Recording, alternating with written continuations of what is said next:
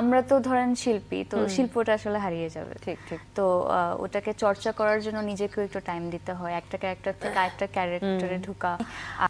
খুব ডিটারমাইন্ড ছিলাম, যদি আমি উইনার হয়ে যাই আমি ডেফিনেটলি এই ভাষাটাকে এত ভালো করে শিখবো যাতে আর কখনো কেউ কমপ্লেন না করতে পারে। এবং তার ফল তো আমরা এখন দেখছি, মেহজাবিন অনেক সুন্দর করে কথা বলে। এখনো পারি না, হয়তো এখনো শিখছি। আসলে কমিউনিকেশন ছাড়া তো আসলে কিছুই শেখা যায় না। তো আমার জন্য সবচেয়ে বড় চ্যালেঞ্জ ছিল ওটাই।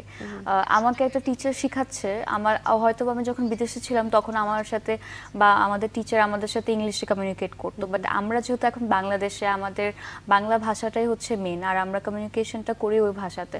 তো যখন আসলে আমাকে আমার সব গ্রুমার্সরা শেখাচ্ছিলেন তখন তারা বাংলাতে বলছিলাম, আমি কিন্তু অর্ধেক বুঝতাম না, আর বাকিটা আসলে নিজের চেষ্টায় করা ছিল।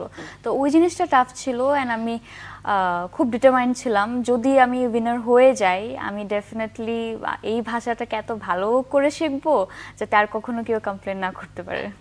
এবং তার ফল তো আমরা এখন দেখছি, মেহজাবিন অনেক সুন্দর করে কথা বলে। এখনো পারি না, হয়তো এখনো শিখছি। আসলে এখন পারে। মানে বাংলাদেশের মানে নাটকের সেকশনের কথায় যদি আসি, তাহলে আলোচিত নায়িকাদের মধ্যে কিন্তু মেহজাবিনের নামটি খুব তাড়াতাড়ি চলে আসে সকলের মুখে। তো সেটা আসলে সমস্তটাই অভ্যাসের ফসল, অনুশীলনের কারণে। এখন নাটকের ব্যস্ততার কথা একটু শুনবো। আপনি তো বেশিরভাগ সময় সিঙ্গেল নাটক করছেন। নাটক এখন জানুয়ারিতে চলে এলো, সামনে আমাদের কিছু বড় বড় ভ্যালেন্টাইন্স আছে, তারপর ফাল্গুন আছে, অনেক কিছু আছে। তো কাজগুলো এখন ওই দিনগুলোকে ঘিরেই আসলে করা। ভ্যালেন্টাইন্সের জন্য অনেক কাজ করতে হয়, তারপর পয়লা ফাল্গুন এইসব, ইনফ্যাক্ট ঈদের কাজও শুরু হয়ে গেছে।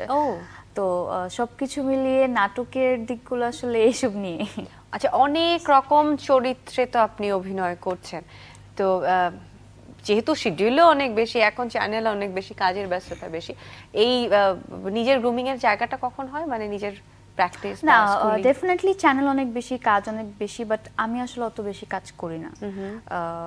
আমার খুব বেছে মাসে একটা সার্টেন লিমিট আছে, যেটার বেশি দিন আমি কাজ করতে চাই না, কারণ তার বেশি করলে যেটা হবে, আমরা তো ধরেন শিল্পী, তো শিল্পটা আসলে হারিয়ে যাবে। ঠিক ঠিক। তো ওটাকে চর্চা করার জন্য নিজেকেও একটু টাইম দিতে হয়, একটা ক্যারেক্টার থেকে আরেকটা ক্যারেক্টারে ঢোকা।